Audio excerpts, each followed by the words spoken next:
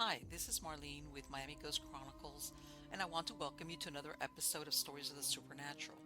Wherever you find us, whether it's a video or podcast on your favorite platform, please like and subscribe to us so that you can get notification of when a new show is released. You can also find us on major social media platforms. If you go to MiamiGhostChronicles.com, you can find links to the videos or MP3 files, which you can download and enjoy without commercial interruptions.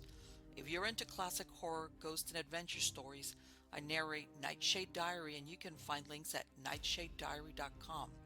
If scary stories are your bag, and listening to encounters with cryptids, ghosts, dogman, and other weird creatures sends a shiver up your spine, then go to supernaturalstorytime.com for links to our weekly podcasts. Noteworthy news about the paranormal world, true crime, conspiracy stories, and anything that is just plain weird can be found at eerie.news or visit the Stranger Than Fiction Stories tab at miamighostchronicles.com. Please subscribe to my newsletter on Substack. Just go to mppellicer.com for a link. I want to thank you for being part of my audience, and I think you are all wonderful.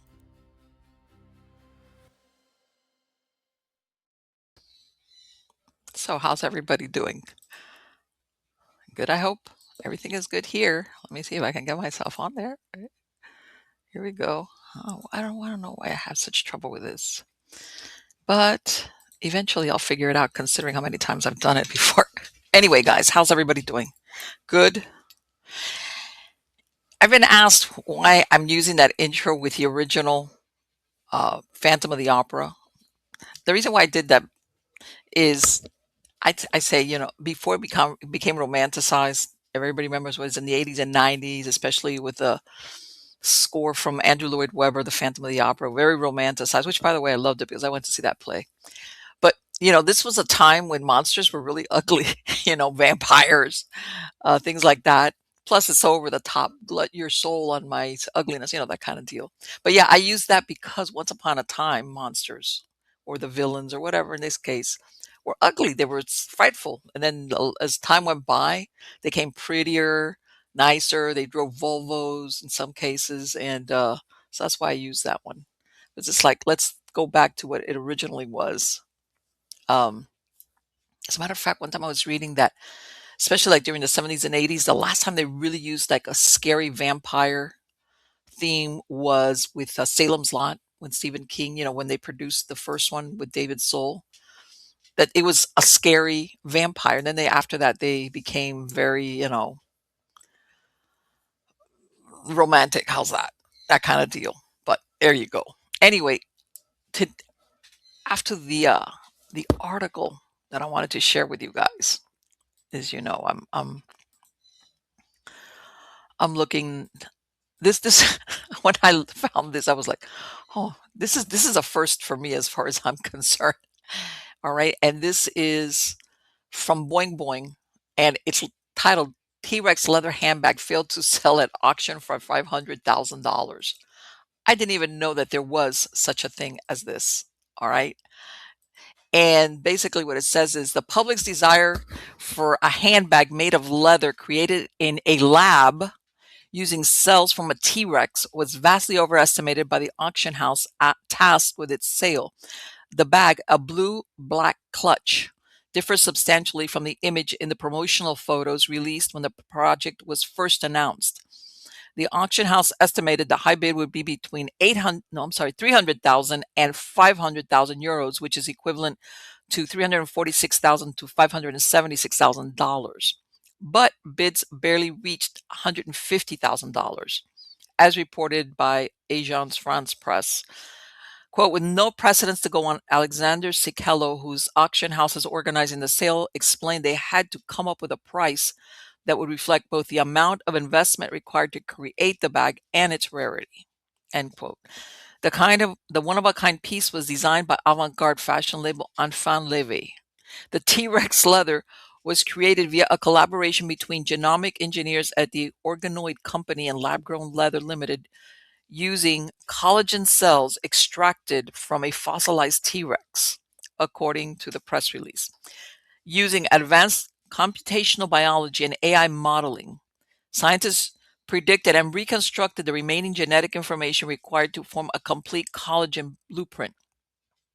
Lab-grown leather's goal is to reduce the impact of traditional leather products and plastic-based vegan leather. The company will produce other T-Rex leather goods and other lab-grown leather alternatives in furtherance of that mission. Despite the sale being a bust, if there is truly no such thing as bad PR, at least some people now know exists, including moi. I had no idea that this was out there. A T-Rex, lab-grown T-Rex. Of course, everybody thinks of Jurassic Park. Like, are you guys going to stop at just the collagen for like a? And then, of course, you ask yourself, all right, calm down. How much of this, which like what they were saying, what they promoted at, which is that picture for those of you watching the video, versus what they actually offered was different, quite different. But still, you're thinking to yourself, okay, obviously they're introducing, or the AI is guessing for them what is the missing part of the DNA. So how much of this bag is actually truly T-Rex genetics? For all we know, it could be 1 or 2%. I don't know if they ever disclosed that. But again, it's like, okay, I don't know. Well, and let's face it, they were thinking it was going to go for, it went for 150K. You know, that's well outside of my price range. I don't know. I don't know what to think of that. I just think it's like, all right, some mad scientist in there goes, why stop now? Let's get a real T-Rex just because we can. Why not? Anything is possible. Anyway, let's get on to the good part. The good part is who is our guest today in Stories of the Supernatural. Okay, Elvie, hold on. Let me get my enforcer. What's up with you? Okay, Julie is a practicing mental and physical medium and the author of Messages from Beyond: One Woman's Journey into Physical Mediumship. Through the years of development and work in the seance room, Julie explores one of the rarest and most mysterious forms of spirit communication, physical mediumship, and shares personal experiences that challenge conventional understandings of consciousness and life beyond the physical body. Her book blends personal story, historical content, and spiritual insight, offering readers a fascinating look at phenomena rarely discussed publicly. Help me welcome her. How are you doing today, Julie? Hi, Marlene. I'm very good. Thank you. Hi, everyone. Let me tell you something, Julie. And you know what? I'm glad you clarified that because some people think that psychics are mediums, and that's not the case. Not all psychics are mediums. Exactly. Exactly. Some people are just very psychic and they're brilliant psychics, Hmm. but they don't do mediumship. All mediums are psychics. Right. One thing I want to say is a lot of people don't realize that in mediumship and in your psychic work, we're all using our energy systems, our clairs, right? So Hmm. we use them in psychic work and we use them in mediumship. But I find through my teachings, because I do mentor students, that some people don't know that. Right. They think they only belong to your intuition with your psychic work. Right. So, yeah, it's important for people to know that they really belong to your soul and they Right. Right. But not everybody has. If you want to make the distinction so people understand what's the difference as far as being a medium versus just a psychic in the sense of, like you said, if you could sure. explain what that ability comes with. Yeah. So psychic readings is so Marlene, maybe I'm reading your energy, the energy Hmm. of someone alive sitting in Right. front of you. So that would Hmm. be psychic work. Mediumship work is when it's a little bit higher, it's a little bit faster of a connection to the other side, to mediumship. So Okay. you're not reading someone's energy in front of you. You're reading the energy of a discarnate soul. You're Hmm. connecting with someone that has passed on or transitioned. Well, we know that they're not dead, but transitioned from the earth plane. Right. Right. How early in your life did you realize you had that ability? I realized very early, well, I didn't know everything, but from Hmm. 3 to 4 years old is when I started seeing spirits. And, Okay. it scared the Yes. Jesus out Yes. of me. So I thought it was the boogeyman because I Right. enjoyed all those, remember Creature Features and all Oh the my God, yes, yes. old Boris Karloff. Oh, so I love like your intro. I love all the old films. And I do remember Alfred Hitchcock. Yes. So my main guy that I used to see, and I still work with him, used to show himself with a profile, and he had a hat similar to that. It was like an English derby hat that kind of Right. curled. And Yes. oh my gosh, I was so afraid of him. So it took me years. I think I slept with my mother till I was 11 because my I sister know. made fun of me. So, I would have to go, once he appeared, I'd have to go get in the bed with my mom because I was so frightened. Right. Right. Exactly. Because for a kid, you're like, what is this person? What is this? Yeah. And Yeah. what made you change, or what made you maybe not be afraid? How's that? Well, when I was 7 or 8, I was still seeing them and I was seeing them more.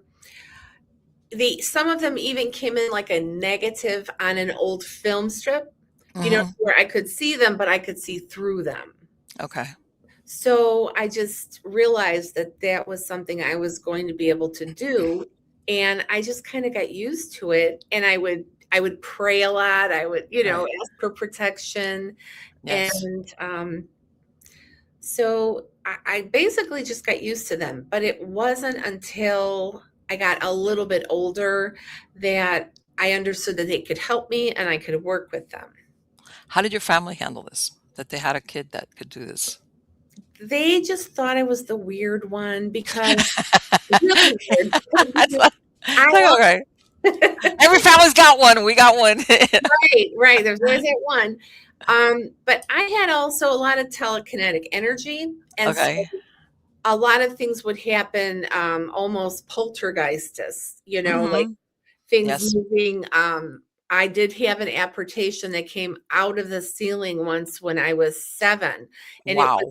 an antique hanky from my grandmother. I learned later, and it Oh, it landed on my shoulder while my sister and I were playing a Miss Mary Mac game. uh-huh. And we both saw it, and it just like almost like came out of the white ceiling and just floated down. And then we both got scared when it landed on me, and we ran out of the room because Okay. we didn't understand that. But a lot of light phenomena. Okay. I was the youngest, so they would drag Okay. me under the streetlights, and then I'd turn the light off. My energy would shut the lights down. Right. Then they'd, back and forth with that kind of stuff. And, um, That and reminds me, that old cereal commercial, Let Mikey Try It. Were yeah, you the one that you were the Mikey, you were the one like yes, yes. And, I do remember as kids, like all of us neighborhood kids, right. once it would get dark, you remember the old, I don't know, bungalow houses or raised ranch, and they'd have like a porch, and under the Yes. porch, Yes. we'd go sit under the porch at night and we Okay. would pretend to call on ghosts. We Oh my God. I don't know where that actually came from, but I remember doing that as a kid, like often. Like that was one of the things we all thought was fun. Right. Ghosts in the graveyard, you know, running, Right, right. dragging. So Except you were really calling them. yes. See, Yep. yeah, that's the thing. You were really, and what let me, because I imagine, and I don't know, I understand that sometimes that's when you're in other words, you don't need to be living in a haunted house. They come to you because you have that ability to see them.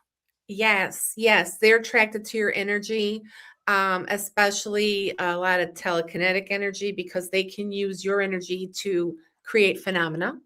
Right. And as I work as a physical medium now, I've Hmm. learned to use that energy and allow them to use it. And I can produce, don't ask me how, because I don't know why, but I can produce like copious amounts of ectoplasm. Really? Okay. So Okay. I sit in a cabinet. Now that's my cabinet right behind me, and it's almost like a tent. Mhm. And I can sit in my power in there and Okay. meditate, and my guides will work with me. Okay. And I can do transfiguration very easily. Okay. And that means, like, as long as I have a group of people and, here to raise the energy, after Okay. a while, they can open the curtain and you can see all different kinds of people or images of Okay. loved ones coming over my face. So Oh, okay. literally, you could see it moving around. It'll take the shape of someone else. All right. It almost feels like, or looks like, even bone structure can change. Do they ever take you over? Like heard of some mediums that basically they take you like your vocal cords that they possess you, for lack of a better word. Is that how that works for you, or is it strictly Um, there has been times when I have been fully embodied by a spirit. okay? It's been a higher Holy Spirit, one of the it could be an angel. I've had an Okay. angel. I've had Mother Mary come in. Okay. And I mean, I'm not tiny. I'm like they say, big bone, right? Uh huh. But Right. when Right. Mother Mary comes in, it's almost like I shrink and I'm very petite. Okay. So that's with a full embodiment. That's what we call it. Right. And Right. but also the ectoplasm can produce and materialize Okay. a full body spirit. Really? Yes. Wow. And that's when you have like a séance going on and there's lots of people because Okay. you need the energy from everybody, you Yes. know. Have there been times that people want to, let's say, get in touch with a certain person and this person doesn't want to? Well, um that would only be like during my mental mediumship readings, Right. and I ask for only the highest and the best Right. come through, or those with the greatest need. That's how I always Mhm. put it. Right. I really haven't had too much of that happening, or Okay. I mean, I have had 1 or 2 people say, "If so and so comes through, I don't wanna talk to them," and that's That's sometimes what I think of, where sometimes people, maybe somebody does unexpectedly and things weren't right, and then they want to like set it, and maybe the person on the other side is like, no, I don't want to, like I don't want to talk to them, that kind of thing. yeah. Um, and I'm thinking, okay, how do you break it to them? Like, guess what? This person is not what coming through, and sorry, but Well, yeah, and sometimes it doesn't even have to be about any trauma. Sometimes they could be doing other things okay, on the other side, they sometimes you just or the medium can't get the connection because it's not a vibrational match. right, okay, So that could be something that when that could happen. I mean, it doesn't happen often, and right, right, right, there may be sometimes there could be 5 other people that come in, 5 other loved ones, but that person only wanted to hear from that one, right, exactly. Like that's you the know? person. Let me ask you, I'm sure you remember that movie Ghost. That there's a part where uh Whoopi Goldberg, she's like she's sitting for her thing, and the perimeter of the room is lined with all these spirits wanting to communicate. Is that what it's like? Where sometimes you have like a, A line. yeah, a Yeah, line. I've been told there's a line, and by my guides and, the other entities I work with, and there are a lot of people waiting to come through, and even say if you do an event, and you're looking out in the audience, everybody brings, if you can see spirit, you could see their spirit guides too with them. And then there Right, are always other guides out there that are just there to learn. They want to learn how to connect because not right, all of them know how to connect, right. as soon as they pass over. So they watch. So it's a learning process for them too. Do you ever have a spirit that comes to you? I'm going to turn on my fan. That comes to you and says, in other words, they want to reach out and communicate with a family member that, for whatever reason, and they come to you, not because, in other words, the person is not there with you, but they come to you like, hey, please get a hold of this person. Have you ever had that? I've had that a couple times, and I Okay. said to them, make it happen because I'm not the type, I'm not gonna go Okay. just kinda sidewalk somebody and say, "Hey," it's not Other my style, right. but I will say, nudge them to come to me, arrange them to bump into me or see Mhm. my advertisement, and then they do because it has Okay. happened. Right, and right. Like in other words, they're it's coming from their end versus the family member coming to you. Yeah. Um, Yeah, because sometimes they just wanna get a message to them about yes. something or that they're okay, but Right. maybe their loved one isn't open or doesn't have any means to get to a medium or Yes. doesn't really have the belief system yet. Yes, exactly. Or they yeah, I mean there could be a variety. Is there after someone dies or passes on, is there a period of time after that happens that basically for acclimation that hey, they're not going to as far as being contacted for like via you, like there's a time that you have to be off getting used to now being on the other side. Is there such a thing as acclimation? It's an individual every case is individual because I have had, a husband pass, Hmm. Okay. and he was there during the wake. He was Okay. there, he was standing, so I've had that. I've had, a friend pass, Okay. and I heard it on the news. It was a tragic passing, and Okay. and it was like 5 in the morning, I heard it on the news, and by the time I got up and I was gonna make some phone calls, they came, and he said, Right. it's true, everything's true," because Right. he's also mediumistic. Okay. So, I think you have to take it on an individual basis. Okay. Because I Yeah, think that they're like that. Some I guess everybody's different as far as maybe what even their spiritual beliefs are. I imagine. exactly, and their level of consciousness, and if they're open, if you really have the belief that, like, say, atheists, that there's Okay. nothing after life, Right. And all of a sudden it's like, what? What do you mean? There is or something? or it might take them a long time. They might spend a Right. lot of time in darkness until they Right. finally listen to their angels and loved ones. So your Yeah. belief system is powerful. Do you ever have something like that that you said? Do you ever have some that come to you that they don't know they're dead or they suspect it, but they're not dealing with it? That they're kind of like, Uh, especially if it was maybe something sudden or if maybe they were anesthetized in some type of hospital procedure. yes. So they haven't come to me for readings, but I used to work in Right. a hospital. I worked Okay. Oh my God. You must have been what? You must have uh, been running into things around every corner. and I used to work night shifts, and I'd go into Oh, the OR because they had all the good snacks, because I worked in like a post-op unit, and it was just across okay. the so All right. I was pregnant a couple times during that 26 years, and I'd be like, Right. "Oh my God, let me go get a snack," Yeah.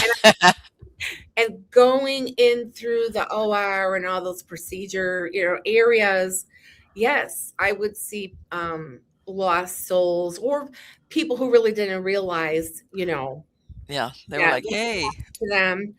And even in the day shifts, sometimes I would see them.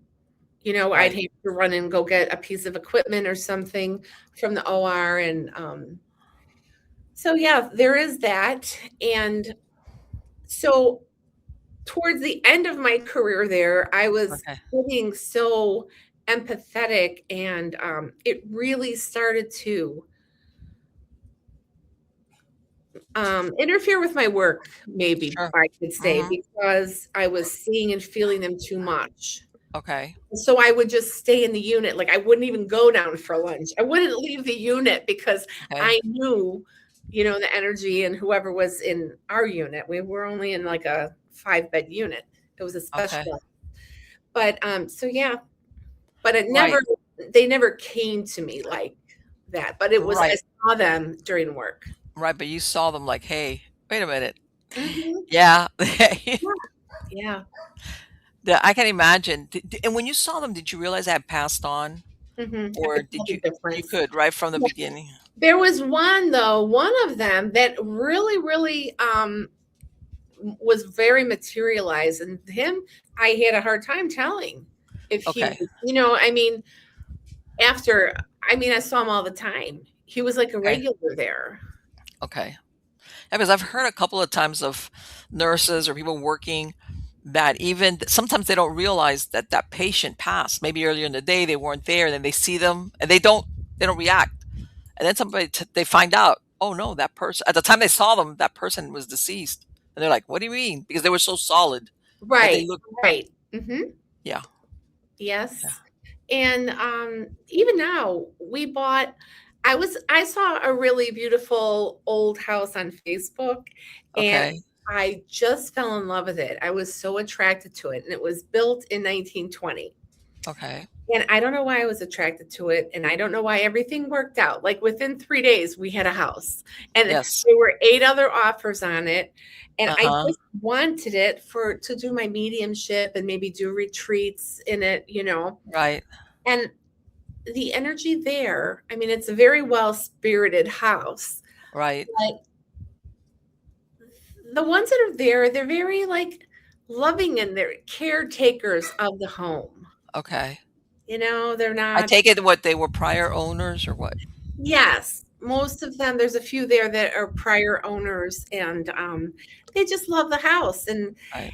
the first night when we moved in and my grandkids were there and they were helping, and I went up in the room that we chose for our bedroom, and all of a sudden the light Uh-huh. started going, and, and Okay. I'm like, "No," I said, "Just this is my rule, don't scare my grandkids. Right, right, exactly. We love the house just as much as you do, and we're caretakers too, and so far so good."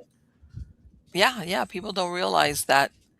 And I imagine for yourself that they are aware that you can hear, see, whatever. Yeah.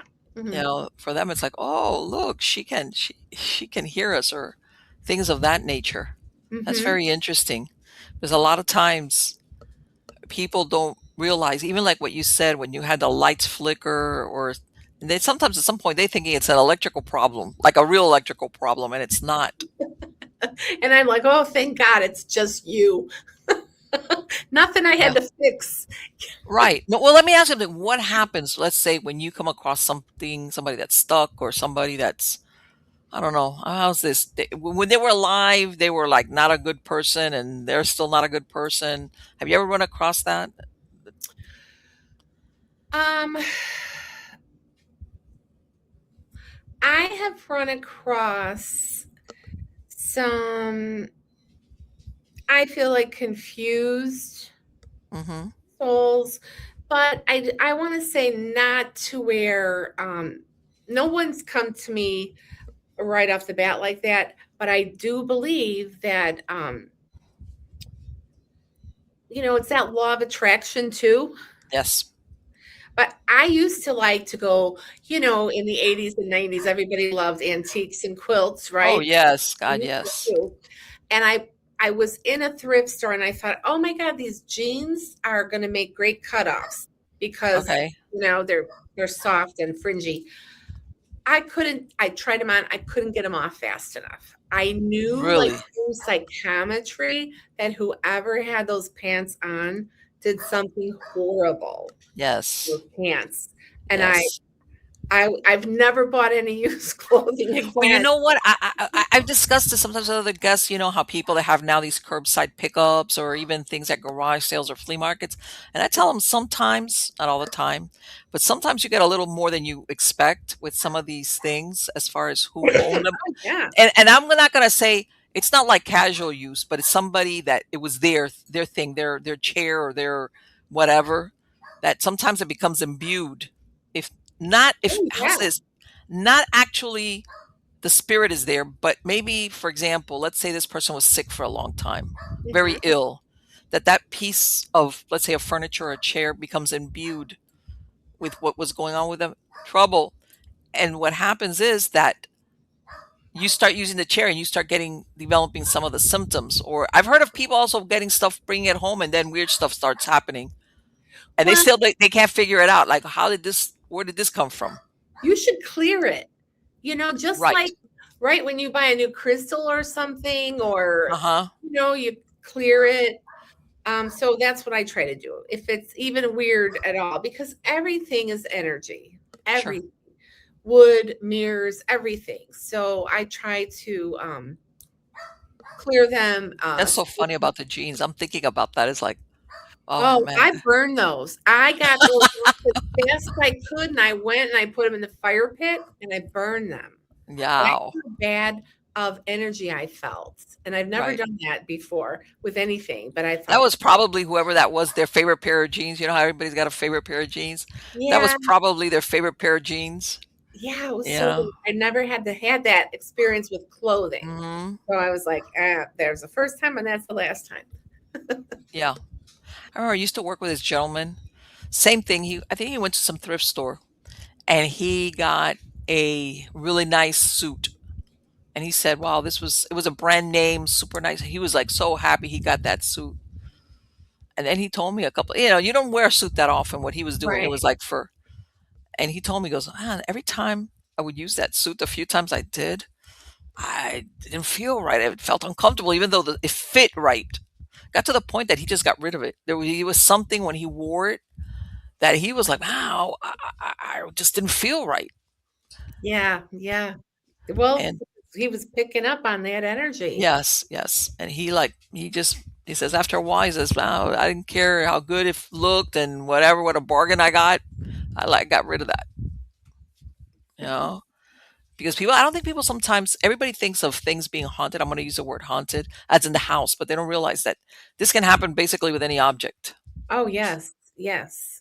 And that's why mediums or psychics can pick up, well, psychometry, it Right. is I was going to say psychometry, right? yeah, and it is, psychic work, but you could pick up a lot of information on objects like Hmm. rings or, clothing, anything, Right. table. Right. Anything that, and you always think of like, um, when people that they bring something personal from that person. Let me ask you, let's say in the case of psychometry, somebody brings you an object that that person obviously maybe used a lot or was theirs. Mhm. Do you do you feel how they felt, or are you able to tell? Let's say in the case of something happening to them, like where they are. How does that work? Well, we do this a lot in my classes to teach Hmm. about psychometry, and usually if we ask people to bring an item and you try to pick up why they got it, where they got it from, did they Okay. wear it often, if it was something sometimes things are just a gift and they're Right. new, but they're from somebody. So Sure. you might be able to pick up the occasion, why they got a ring or why they got a Hmm. locket. Um, but yeah, you can also pick up from the item itself if it was used by somebody else before them, Okay. what it was used for, or sometimes where they lived. It just all Yes. depends on how good the reader is or just the energy that's in there. Right. And the reason why I ask is you always think of, things get imbued with energy, something that's used a lot, like if you put it in a Mhm. drawer and never do anything with it, it's like, oh, Right. okay, it's usually when you like what's that saying that you make it yours, that Yeah. kind of thing. Yeah. That and you were mentioning as far as of coming to that as far as using it, what about and especially in psychic work as far as intent? Because I think a lot of people don't really understand what that is as far as in psychic work. Yeah, when you set an intention, it's almost like, you're casting, Okay. basically. All right. Setting an intention, words are powerful. That's Okay. the thing, words are very powerful. They land Yes. somewhere, they turn into, something. So but, like, someone could give you an object with the intention of love, and then Right. reader will definitely pick up the love. Right. Um, could be for graduation with that intention. So, yes, you can also feel the intention that it was given, Okay. And and the then same vice versa. If it's the intention be, somebody that gives you a gift but really secretly hates you, that kind of stuff. yeah. You pick up like, oh, Mhm. yeah, right, That's right, a little voodoo doll. right. Yeah, it's like, well, and that's the thing. I would say, you know what? Sometimes stuff like that is disguised as something that, as something nice. As far as, if they're trying to do something of that, like on a dark side, of giving you Yeah, an object yeah. that sometimes they disguise it to make it look like something nice, and you're like, oh, beautiful. It's like, but Well, that's why it's so important to practice and use your clairs a lot, whether you're right, using them for psychic work or not. You right, know, I started, I've always been allergic to so many things ever since I was born. Eggs, nuts, okay, fish, cantaloupe. I mean, I remember the really, first time I found out I was allergic to watermelon. So, a lot of my life I've spent feeling and tuning into food okay, again. okay, Because okay, a lot, say if you wanna eat in, Asian food, okay? okay, A lot of people, when you're young and you haven't had it before, you don't know that there's nuts in it, there's okay, oysters, and right, there could be a lot of different things in the sauces. So, I always use my intuition mm-hmm, see if it was gonna be safe for me to eat, and I know, like, I'll just get, like, a pushback. I feel the resistance, and I know not to eat it.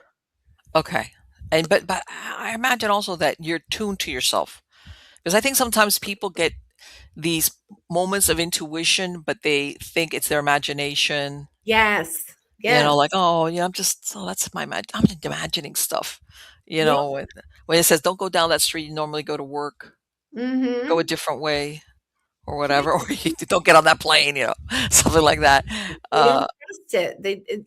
That's the most I think the most difficult thing for people to learn when they're right, learning this work is to learn to trust right. what they're getting through, their solar plexus, like, when you get that gut feeling, Mhm. you should pay attention because we know what happens when we don't, right? Right, right, right, but a lot of people, they don't that intuition, it's almost like they don't wanna pay attention to it. They wanna just write it off as like, "Oh, my Coincidence. imagination's running away with me," Yeah. especially if it's not logical. How's that? If there's no logic behind the decision, especially depending on your personality, you wanna, like, because God, can you imagine, especially an analytical person, that something like intuition really does work? That throws them off, like, Yes. totally. Yeah. Absolutely. And I wanted to ask you, and you'll see why, as far as, using tarot, what can you tell me as far as using your psychic abilities when working with tarot cards or oracle cards? I know there's different people Yeah, do 'em. I think those both tarot and oracle are Mhm.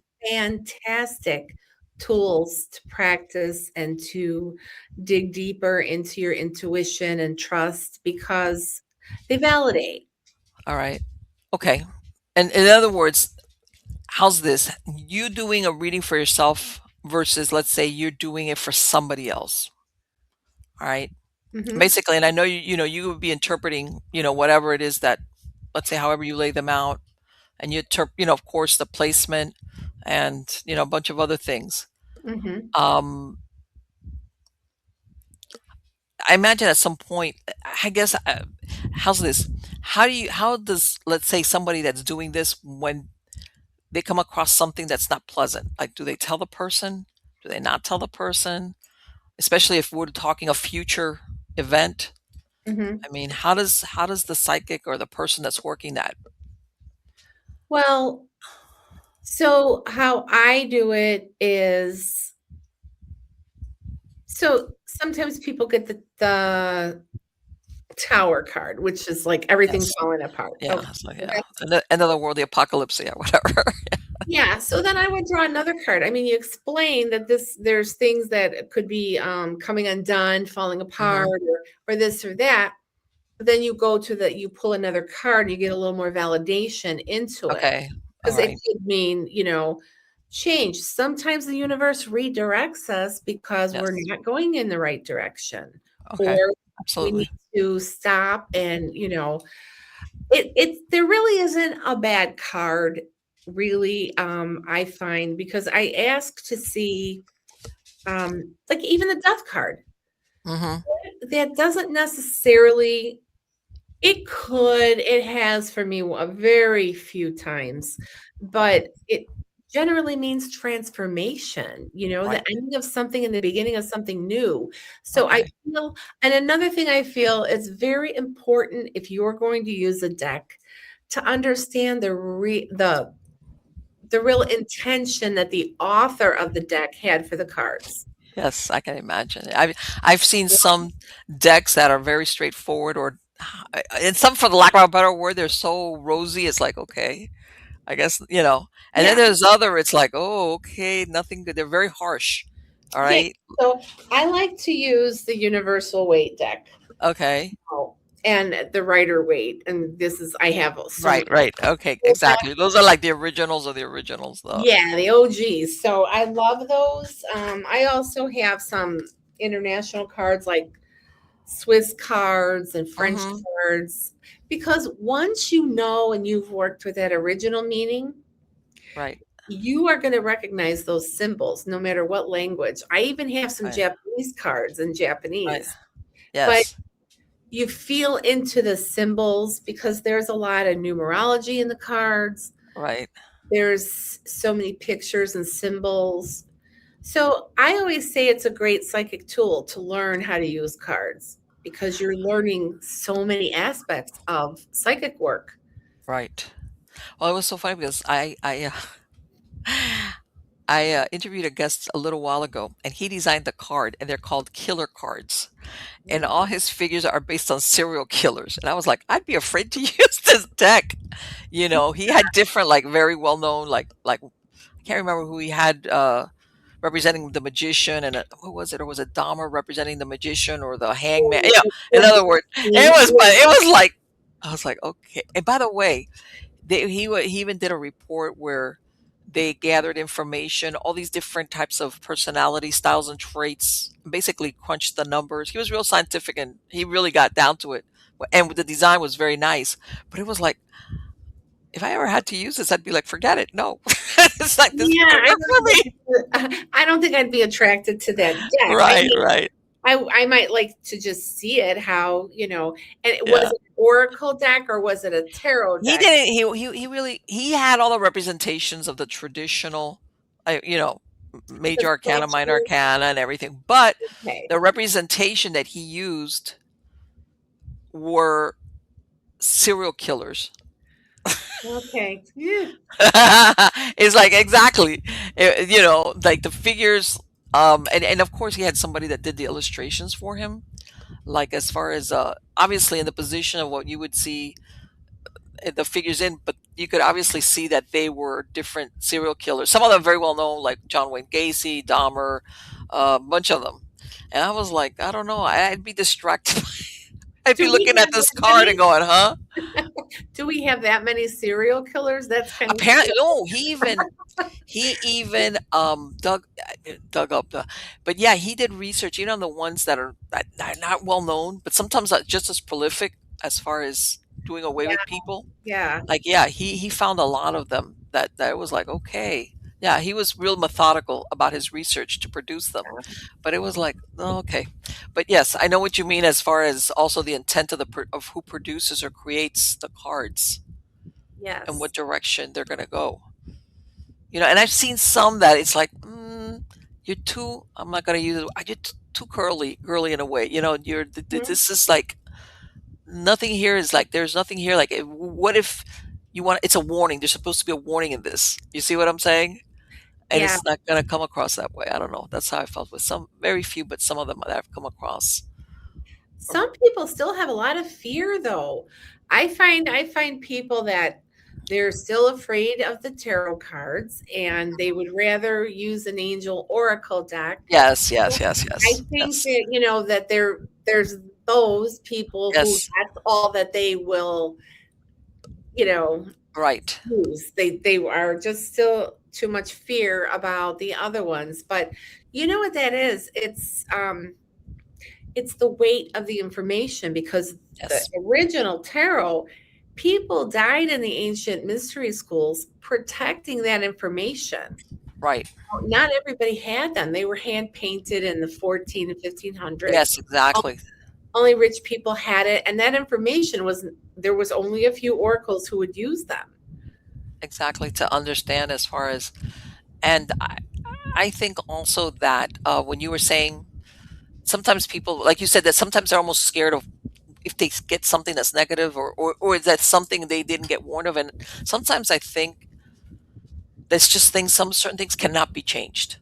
They're going to Yeah. happen, and telling you one way or the other, it's not going to change it. Like, in other words, giving you a heads up about this event is not going to stop it from occurring. But it could, well, for people who, are not in fear, they can have Oh, a yeah. backup plan. Maybe you might get told, well, it looks like that there might be something ending here with your employment. You could have a Yes. backup plan at least, Sure. start Absolutely. looking. So I think that they really can help you if they're delivered the right way, Okay. not to put people in fear. In other words, just give you, like you said, like heads up, a lot in a lot of those cases. Exactly. Let's say use, like you said, that scenario about a job situation. Okay, maybe the loss of the job is going to happen no matter what. But if you know about it, you have a contingency plan at least. Mhm. Mhm. You know. And then you can start sending affirmations and set intentions for a job just like this or something better. Now let me ask you. Now that you said that, well, we can use the job thing. And you tell me, do you think that sometimes the universe wants you to do? Because I find most people are very resistant to change. They kind of like are very hold like nah. That sometimes the universe, certain things happen because they want to force you to change because you haven't gotten you didn't get the memo Yes, about. absolutely. Absolutely. It's like Yeah. give you a catalyst to Yes. create the change. Yes. Right. Because you kind of like you've been refusing different ways, you Mhm. know, Yes. like I said, like let's say the job thing. We could go with the job thing. That you could do better, you could go to another field or even within that department or a promotion or whatever, but it's like no, but this is what I know. You know. You get comfortable, and Yes. then the change is very Oh uncomfortable, yeah.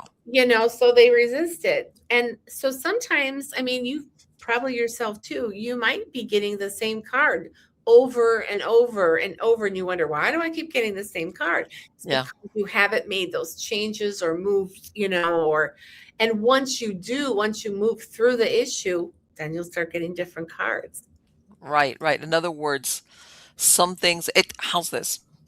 Sometimes it's not a question of your choice because something's going to happen, but it's like let's go, either you could go the easy way or the hard way. But They're both going to get you the same place, right? right, exactly. But how would you want to get there? And Yeah. that kind of deal. And I think like I think sometimes people, they try to be too safe, and I understand it's like, all right, there's two extremes, too safe or too risky.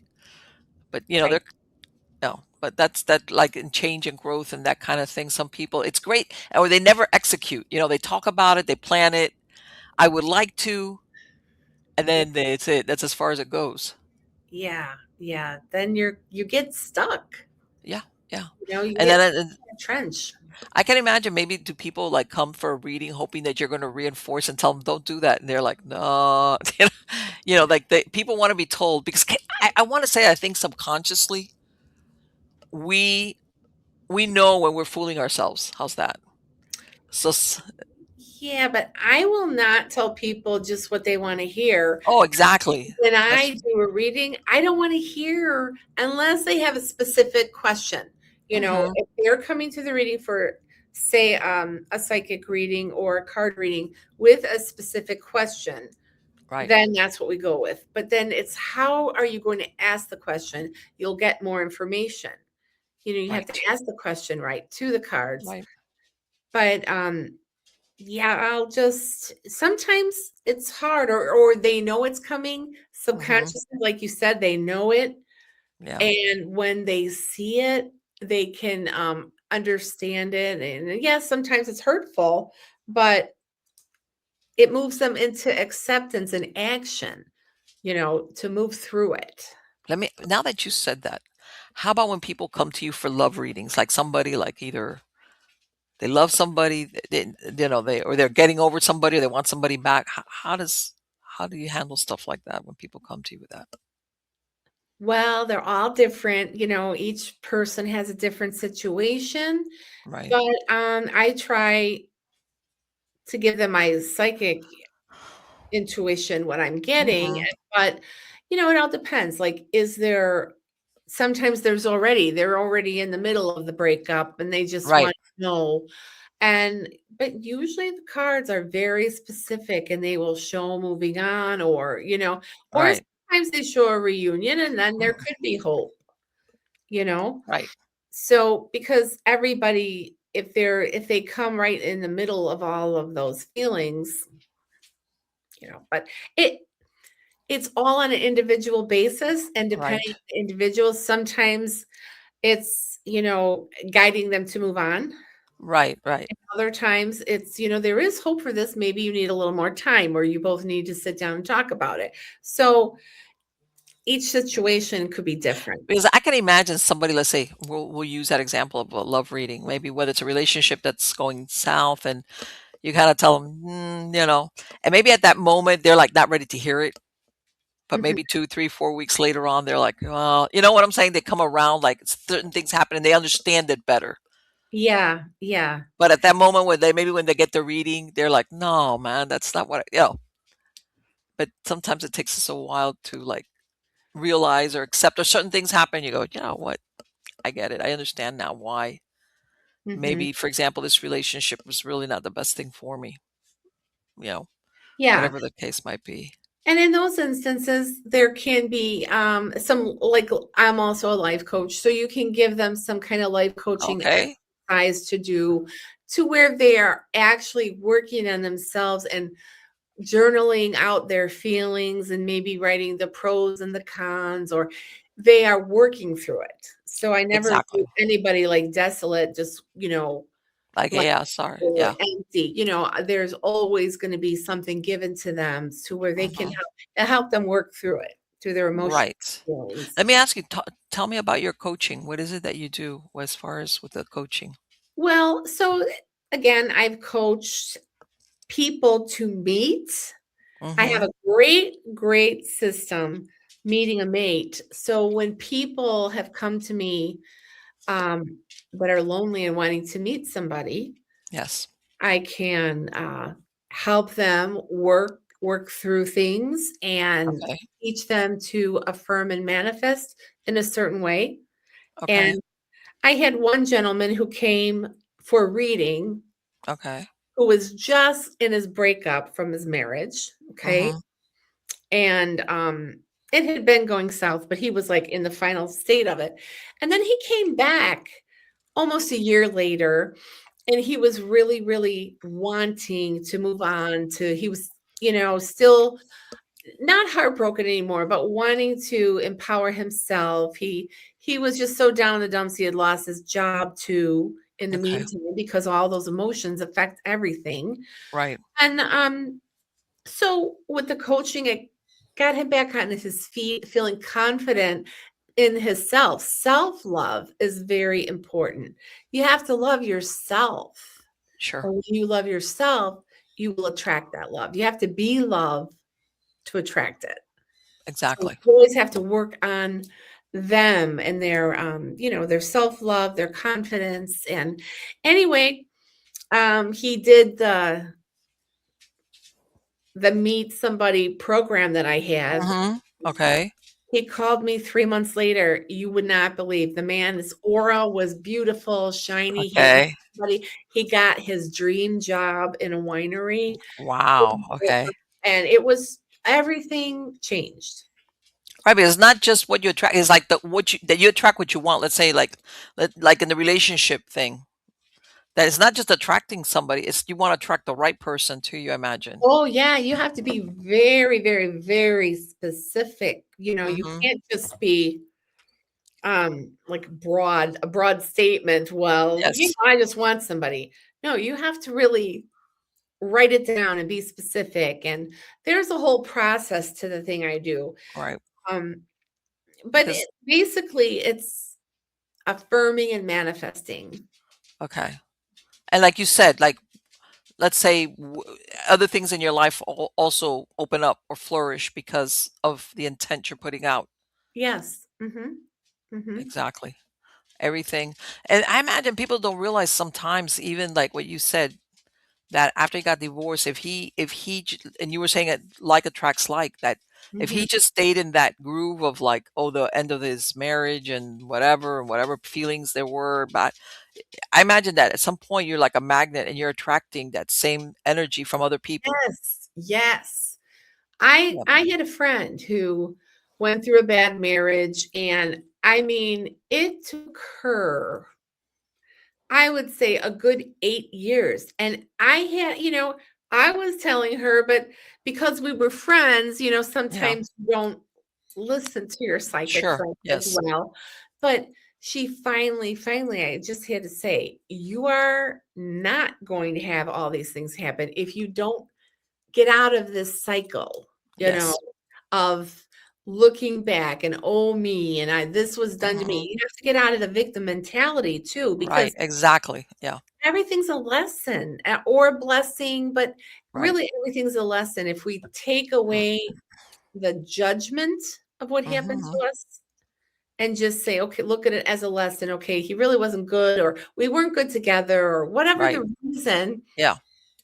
sometimes people are put in our life to be a stepping stone to get us to a certain Yeah. point, and then we can go to the next person. So, but other people, you wonder, like, my sister's been married, 50 something years, the same person. So Right. you wonder, but this all goes back to soul contracts.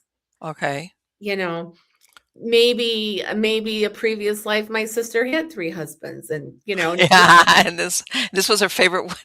yeah, and this time she chose to have an experience of having the one person Right. in her life all this time. Yes. Everything is choice. Absolutely. Absolutely. And I think that the same thing, like you said, sometimes you're with that person for a period of time and it's just to work out maybe something that was left undone. But that's Mhm. it. Once it's done, it's done. Yeah, All yeah. right. It's like, okay, that's it. Depending on what your expectations are, like maybe you're thinking, okay, I want to stay married because I'm thinking marriages should be forever and ever. But then, because the reality, what you feel and what, maybe your upbringing is. Right. Your upbringing, your religious beliefs, or Exactly. how you grew up, all of that is filters through us, and we make decisions, or, Oh, absolutely. Yes. Yes. That, because that people that, and I think that what ends up is they end up very miserable because this is just, some part of it. I think maybe whether it's at a soul level, you realize this is not where I should be or who I should be with. One of those Mhm, mhm, things, mhm. and I believe that there's people that they end up doing that. They afraid to, how's this, to really honor what they feel is right for them. Right, and they have the belief system that this is the best that they're going to get or be, Right. that they're just moving through life.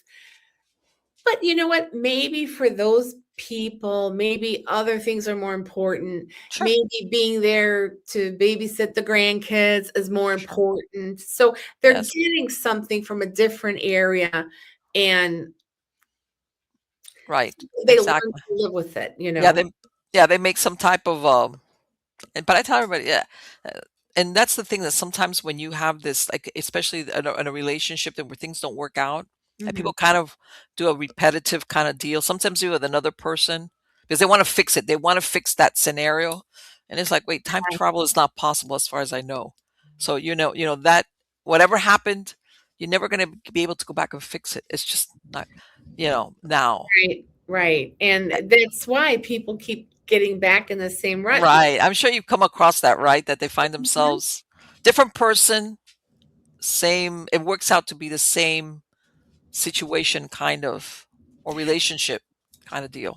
Yeah, because that's, even if it's not good, Right. that's what they're used to, and it feels Oh, comfortable. yes. That's what they know, you know? Yeah, right, right. No, I'm telling, you know how they say that we're all creatures of habit. People Yes. don't understand just how true that is about Yeah. human beings. Even if you're like one of those free spirits, everybody, I want to say, gets tied. And I want to ask you because I remember wanting to ask you because I was looking at your things about your UFO experience. Oh, yeah, that's very interesting. What happened? So I had moved into a subdivision finally because I Okay. have 5 kids and 4 Okay. boys, and I always, Oh we boy. stayed in the suburbs close to Chicago, but I was like, "I don't know about subdivision, we're too Right. loud. We our family's just not gonna fit into a suburban Right. homeowners association." Right. But Uh-huh.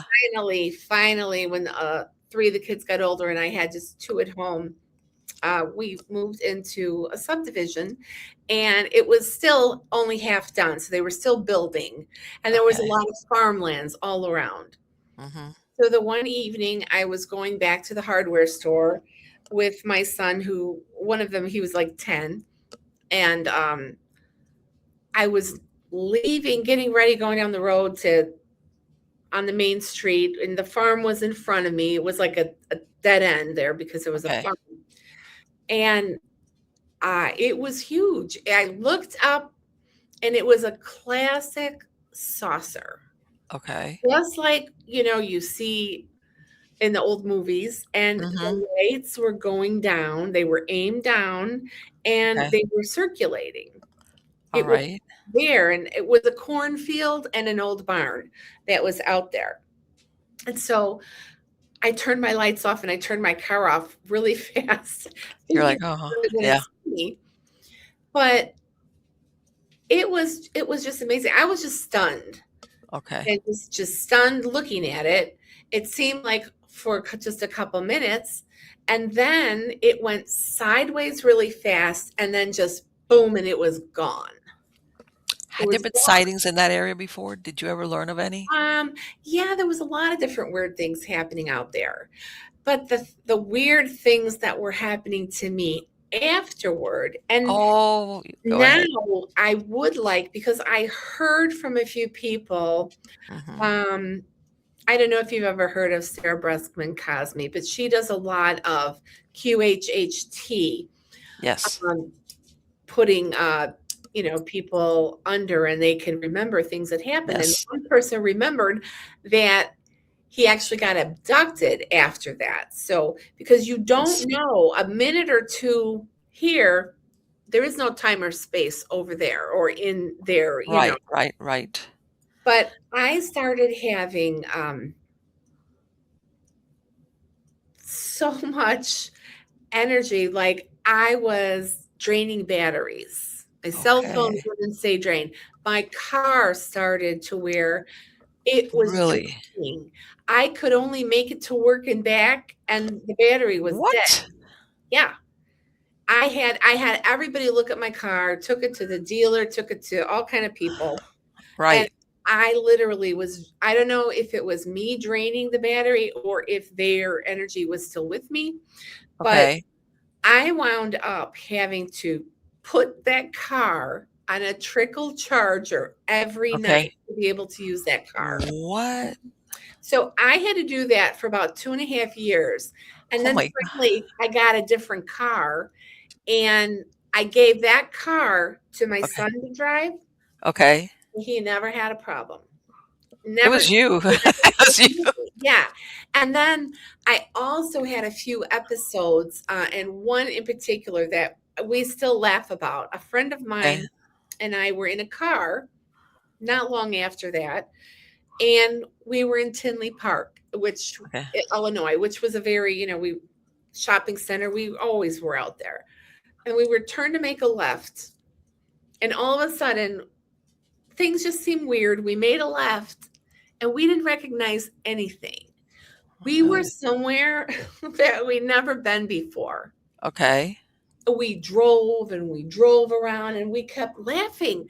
We're like, are we in the Twilight Zone?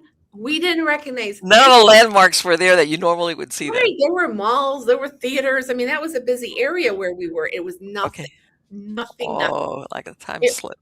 Yeah, we were, and it was over an hour that we lost time. It was like an hour and What? 15 minutes. That's incredible. And finally, we wound up at the same place we were going to make the turn. And then we made the turn and we recognized everything. But so for like an hour and 15 minutes, I don't know where I was. I was driving, but I couldn't tell you where because we didn't recognize anything. And we Wow. started to get kind of a little scared, but Like, every time we would look at each other, we'd start laughing because it was so yeah, like, outrageous. yeah, we're in a parallel universe or something. Yeah, yeah, it was so weird. And then she laughs because she's known me for 30 something years. She's like, of Okay. course it would happen when I'm with you. Yeah, she's right though. Now that you mention it, because I used to be a hypnotherapist for many years, and I used to belong to a UFO club.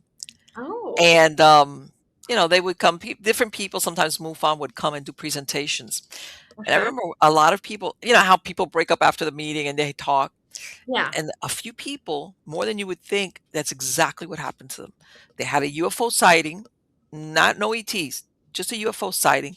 Then Okay. after that, they would start having things happen at their house, either paranormal or poltergeist things or weird dreams. It was like, Yeah. and the and but it all the nexus of it was the sighting of the UFO. And more Mm-hmm. than one of them had, and by the way, some of them had been going on for years. This Oh, wasn't like a couple of things. wow. Well, also through my mediumship, I bring through gray aliens sometimes. Okay. I have Okay. had the transfiguration where, Okay. I mean, I have a couple of videos that you can go on my YouTube. People can Okay. go on YouTube, they can maybe see some of them. But the gray with the big head and the big Mhm. almond eyes, you can see it, Right. transfiguring. Once was over my head. And another Okay. time we had a blue, short blue.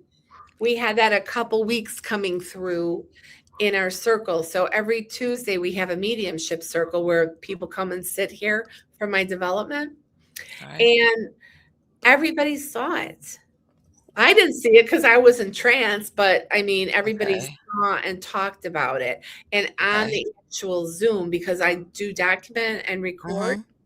there were a pixelated blue energy on there. Wow. So even the people on Zoom saw what was happening in the room and the people in the room. So I feel like we're all multidimensionals. I feel like, we're all made up of everything in the universe. Okay. That's just my personal belief because I feel like we've all been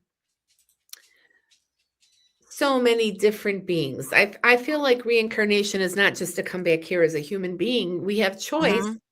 We could be somewhere on another planet, have another life experience somewhere else in a different universe and different atmosphere. So, Let me ask you, well, and of course everything, because we always base our ideas of life from other planets as being humanoid like. And sometimes I imagine maybe the life form is something beyond what we could even conceive of, within yeah. our. But now that you mention it, there was, and I don't know if you've heard of him. He passed away. There was a writer.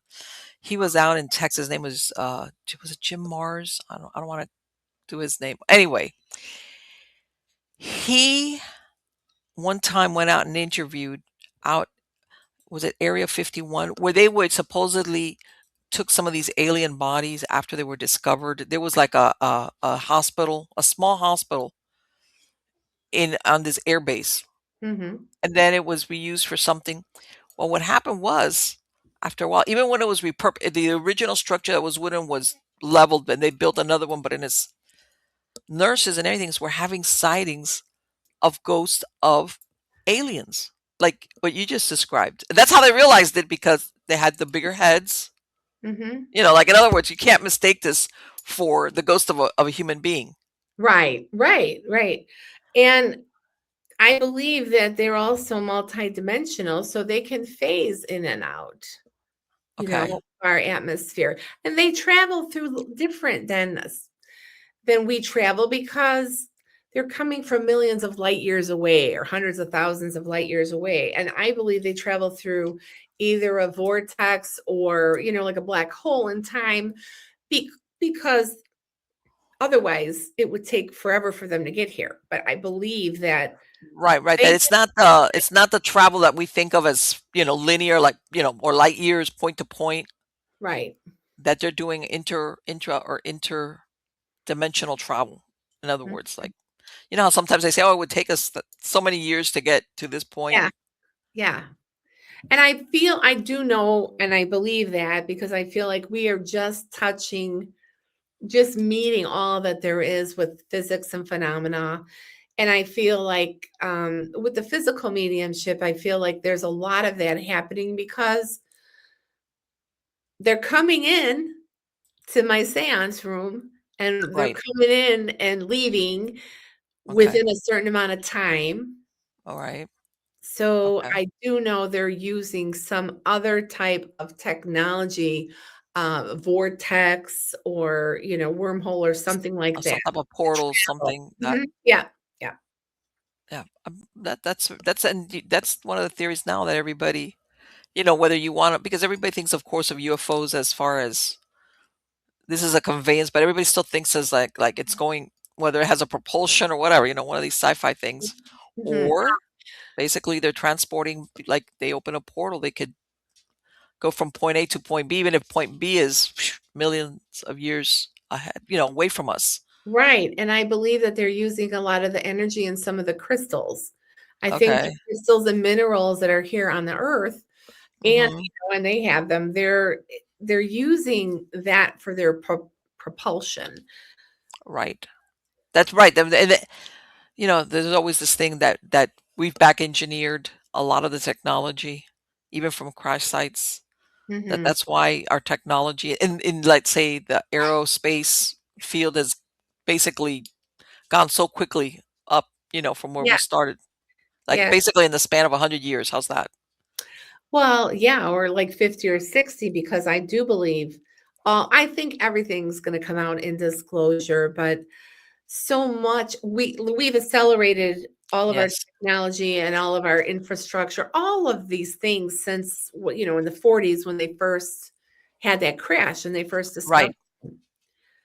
and Right. And they're there's always been that, even that, oh, okay, you got, believe it or not, they're all fighting over the same pillow. There's a lot of pillows here on the ground for my dogs. I believe it. How many dogs do you have? I have 8 dogs. Oh, I love that. I have Wait, 4 and everybody says, "You got 4," no, I but got 8. But that, wait, oh, I need to come here, sweetheart. Come here, come here, baby. Hold on a minute. Now okay. that you mention animals, come here. It's okay. It's They okay. just want a little attention. This is my adoptee today. I just Oh, adopted her at oh, the no. Shh, get out of here. You're gonna wig her out. So I had her. I just bought her at oh, the. how Well, cute. not bought her. I picked her up at the. Hi, Jinxie. I'm gonna name her Jinx. How original, right? Oh, how At cute. the in our local shelter. They've had so many Yeah. that you don't even have to pay an adoption fee, and she's already been spayed. Right, my Oh, she's sweetheart? It's beautiful. okay. I know, I know. All these smells. Yeah, I know, I know. Let's get you back in there. Yeah. So yeah, I got her as a companion for my black cat, my menace, my yeah.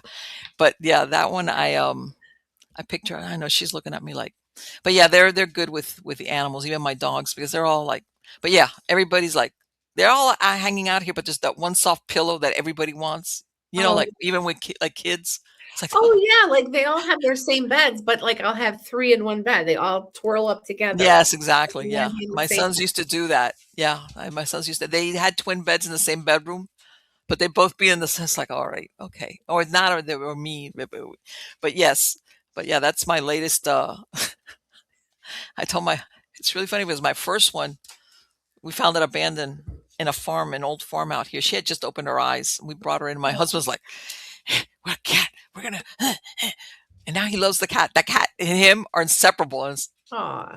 so, and I said, I was expecting. I go, why don't we get her a companion? And I'm expecting he's gonna go. No, he's like, okay. Well, they're usually so quiet and good, cats, I mean, I know Yeah. how to play, but, dogs are a little more needy and loud. Oh, mine are all and they're like rescues of a rescue, and I've rescued pregnant rescues, and that's what I had. That's why I ended up with so many. Oh, But, yeah, they're all here, and that needy thing, yeah. I walk around and I'm like a famous star. I have an entourage. yeah. Because everybody's like, it's like, okay, you guys, but yeah, that's the way it is. You have a Julie, lot it's of been lot under, yeah, yeah, yeah, I've always been an animal person ever since I was a kid. Like my earliest pictures are me holding two kittens, so that's always been my deal. aw. But it's been wonderful to talk to you. For my podcast listeners, what is your website address where you have information and everything about Oh, your yeah. coaching?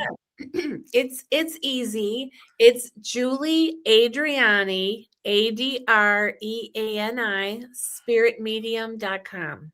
Okay, I'm gonna And put a link in the credits anyway. thank you. And, here's my book. I just Okay, it came out this year. okay, These messages are a from the lot of day. the spirit guides that I work with. And Okay, this is actually a teaching book. There's a lot of pictures in here. There's a lot of, if you don't know a lot about physical mediumship, mm-hmm. this is a great book because it gives you, you're walking into the seance room. There's 15 seances documented in this book. So you will hear what the entities and spirit guides talked about, what they said, any lectures, just the protocol for seance room, and plus my how I got into it. Right. Let me ask you, because I think sometimes people, if they have that ability, they're kind of scared of it because they're afraid of seeing something like, I don't want to see that. So they don't really. Um, I never did because when I first sat for trance the very first time, Mm-hmm. it totally transfigured, and I had so many faces and spirits coming in. Okay. And so that was the very first time. So I didn't, it's nothing I planned on doing. I didn't know that was going to happen. And Right. when everybody said, "Oh my God, did you know what happened?" And I didn't. And then they showed me because good thing we were recording it on Zoom, Right. documents. Right. And it was incredible. And then I was kind of hooked. I liked that I could bring people's loved ones through in a different way. Right. Here's your. Right. Exactly. And that's what I mean as far as that sometimes I think partly it's to blame for Hollywood that we see all these movies Oh, yes, of course, of course. If and you they're like, go to the media page, and that's where okay, you're gonna see some little video clips and some pictures okay, that you might think look scary, but really, that's just how spirit looks when you're not totally, okay. Yeah, I see what you mean. true. All Okay, right. now see the one here with the red light? Yes. The 3rd one on top there. This one right here. Yeah, Yes. now go with your pointer. You see that set of legs and those pants? So that's half of a materialized Oh being, my right? God, it is. Yeah, and the reason we have to do it in the dark is Okay. because the light, if it's too bright, it breaks down the ectoplasm. So here's a Uh-huh. perfect example. The upper body could Look not, at that. Yeah. yeah, see, the upper That's body could not incredible, fully Julie. form That is because it was too incredible. much light. And then look at my hands. Lots of ectoplasm and big blood and Yes. all Yes. over. Uh-huh. So that's Okay. just one example. So that has a good example of how they can grow your hands. Now here, do you Okay. see this face? This is an ascended master Katumi. If Okay. you take your pointer and like go over on my shoulder, go Right down here? right in there. Now go around Okay. that outline. Do you see the cap of, it's like a Hindu cap, the bearded face? It's hard.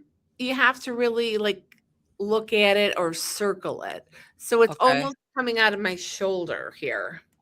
Right here? Is this what we're Down and talking? down, go down. So that top where you were, that was the hat, Okay. the white caps that they wear. And Mm-hmm. there's right now where you're at, that's his face off to the side.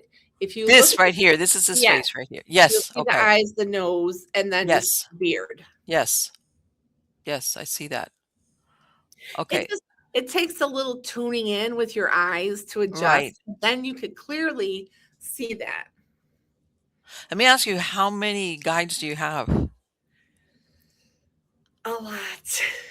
Okay, A lot. okay, So alright. here you can see a little transfiguration. You could see some flecks of ectoplasm still in the air, but you see the mustache forming. I was about to ask you, is that mustache or is Yeah. that I was afraid. I was like, she's might tell me, "What are you talking about, Marlene? That's a shadow." No, it looks like a No, mustache. no, it's a mustache. And sometimes you could see the hairs growing until it reaches a full, thick beard. So Wow. you can literally see the atomic structure of my face changing. Mm, wow. That's incredible. Because I was like, man, that looks a mustache. Yeah. Well, they build like a mask over my face of ectoplasm and then start build the spirit builds their face. Okay, there's one. There's Yes. one with a thick beard. Now this is also an ascended master.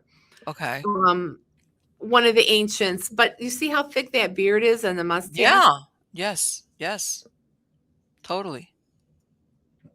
Totally.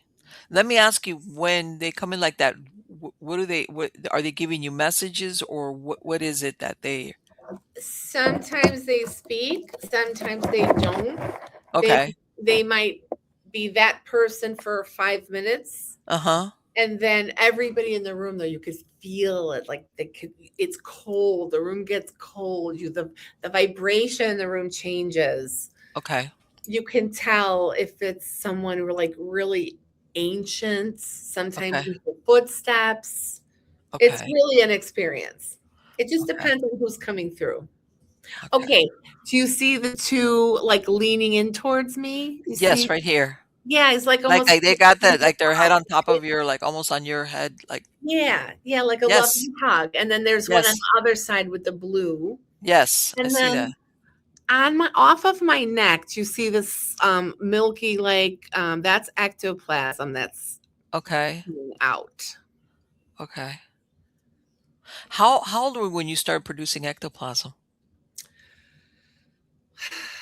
I've always had it, but I Mhm. know, I didn't notice it, you know? Okay. Once I started sitting for my mediumship, then I noticed it because I used to sit in my living room at the same Mhm. house where I had the UFO experience. Right. Because we didn't use that living room because we had a big house. The kids would go off in other rooms. But Okay. my kids would say, "Oh my God, it's full of mist." You know, the room would be full of mist, and they'd tell their Okay. friend, "Don't go in the mist." Okay. Oh, boy. And the reason, why I asked you, because I was wondering, how a lot of poltergeists, everything happens around the time of adolescence? Yes, and so that's a thing too. Like when they are young, especially young boys in the Right. home, there Mhm. could be more activity because they have so much energy and Yes. telekinetic energy and hormonal Yes. energy. Yes, that's a thing. Right, right. That's I why I can was thinking, just I feel wonder if the this is what, music. right, all the when you're growing up, that adolescent age time Yeah. period is when your Yep. hormones are going crazy, and Yes. yeah, Yes. And that's they very can use that energy because ectoplasm, it's things. I mean, I do have sometimes when we're doing physical mediumship, an ectoplasmic cloud will come out and swirl, okay, and then things can drop out of it, the little crystals or okay, other types of apports. It just depends. interesting. Again, I want to thank you. It's been fascinating to speak to you, Julie. And like I said, I'll put a link to your website on the Thank credits of the you. show. But it's been absolutely fascinating to talk to you. Thank you. I had a good time. It was great talking to you too, Marlene. Had a Thank great you time. very much. We'll And stay in touch, okay? okay, all Let right. me ask you, now that you wrote this book, I know just came out, are you planning any other books, or anything I like that? am. I'm Okay. planning. I have, well, two in my head, but the next one will be all about to help people form their own circles and learn Okay. how to work within a circle, because ours is pretty successful. It's been going on for years now. And Okay. Let me yeah, ask you, just out of curiosity, are you what they call a spiritualist or no? I am. I belong Okay. to a spiritualist church. Okay. I do practice the, spiritualism. Uh, Hmm. the independent churches accept the physical mediumship, but Okay. the other ones don't accept, or the church is very limited in their beliefs on Right. physical mediumship just because of things that's happened in the past. But I am Okay. a member of, yeah, spiritualist Because church. I've been to Lilydale. One time I visited, and Yeah, and here in that's what I Florida we have. remember. Oh, okay, and I Just got a a reading years ago. there. Yeah, and and here in Florida we have Casadega. Yes, yes. I haven't been to Casadega. Yes. I go to Camp Chesterfield regularly, Yeah. and Lilydale, usually work there every year and Mm-hmm. do some readings and things. So, and we just Yeah. did a bunch of seances right outside of Lilydale this weekend. Just got back. Oh, okay. There you go. I was in Lilydale like it's almost 20 years ago. Man, time flies. But Yeah, yeah, yeah. time flies. But yeah, over here, Casadega. I mean, it's a very small town. Basically, you could like before you go, shoot, it's like, oh, that was Casadega back there. Yeah, You yeah, know. But yeah. yes, they have a lot of interesting stuff going on there. Again, thank you so much, Julie. Take care. Thank you, Marlene. Bye Everybody, bye. bye.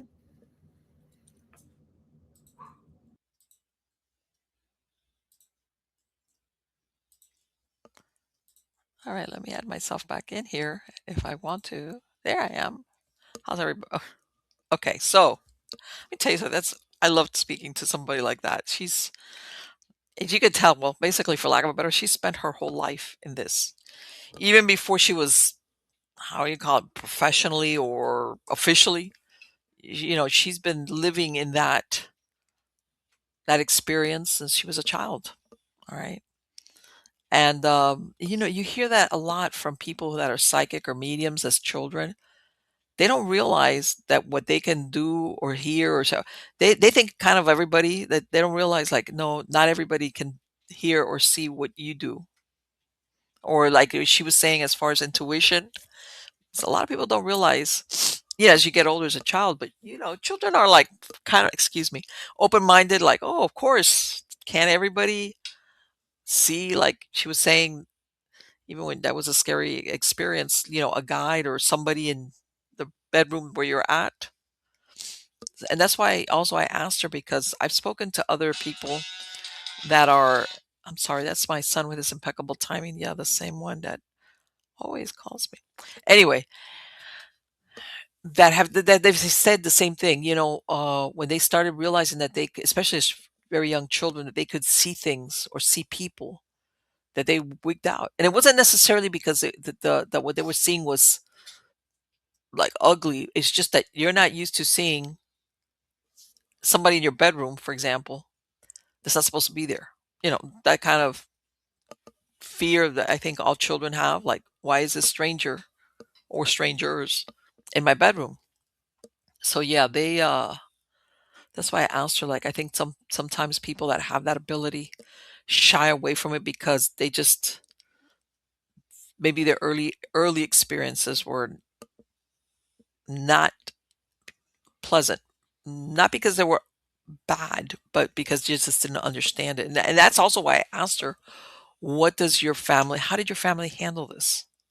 Because you hear from families that are good with it to families that shut their kids down because they don't understand it, they're scared of it, or they thinking, I don't want my kid to be the odd one. In a way, they want to protect the child, but they just go about it the wrong way. They want to shut them down, like, hey, I don't want you to be the kid where that you get pointed at because you're that kid that knows or talks to ghosts or knows things, or and they just go about it like they shut the kid down, like, no, that's you dreamt that, that's not real, and blah blah blah, that kind of thing. And then of course you get households that religious beliefs are not compatible with that. So I mean, there's a variety of reasons why people sometimes they never develop that ability. And I've said it before, you can be psychic and not be a medium, which is some of those pictures that she was showing. All mediums are psychics, but not all psychics are mediums. It's that ability to physically manifest. And that thing about the ectoplasm, you would see that a lot around the turn of the century, and then, the Fox sisters, and even into the 1920s and everything, where a lot of the psychics would produce ectoplasm out of different parts of their bodies. And I had not come across anybody like that for a long time that could do that. That's very interesting. Super interesting. I'm going to put a link to her website on the credits. But yeah, very, very unusual. Food for thought as far as what people think, well, what happens to us once we pass away from this, whether you want to call it transition or dying, because, well, if you look at it as the death of your physical body, how's that? The death of your physical body. What happens after that? So, again, please sign up for my newsletter on Substack. Go to mppellicer.com, miamighostchronicles.com. Find links to everything there. And I've got a lot of great guests coming on. So please come back. And thank you for being here now and helping me welcome my new addition to my pet family. And then, and then your children. I mean, it's like, and I don't mind, of course. But again, thank you so much. And I'll be seeing you soon. Take care.